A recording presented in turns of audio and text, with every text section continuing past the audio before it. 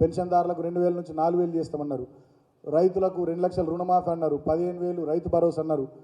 వ్యవసాయ కూలీలకు 12,000 రూపాయలు అన్నారు. అదేవిధంగా క్వింటాల్ వడ్లకు మద్దతు ధర మీద అదనంగా బోనస్ 500 రూపాయలు అన్నారు. ఇట్లా అనేక రకాలైనటువంటి మాటలు చెప్పినారు.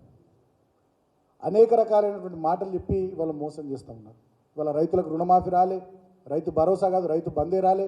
ఆనాడు మేము 7,700 కోట్ల రూపాయలు ఖజానాలో పెట్టిపోతే అవన్నీ కూడా రైతుల కోసం పెట్టిపోయిన పైసలన్నీ మంత్రి కోమటిరెడ్డి వెంకటరెడ్డి, రాజగోపాల్ రెడ్డి వాళ్ళ కంపెనీ సుశీలకు మళ్లించారు. కొన్ని revenue minister Ponguleti Srinivasa Reddy company Raghava కన్స్ట్రక్షన్స్లో కొన్ని పంపించారు.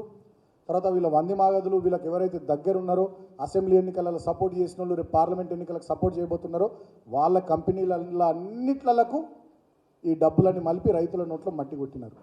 రైతు బందే దిక్కులేదు, రైతు భరోసా సంగతి దేవుడిరు.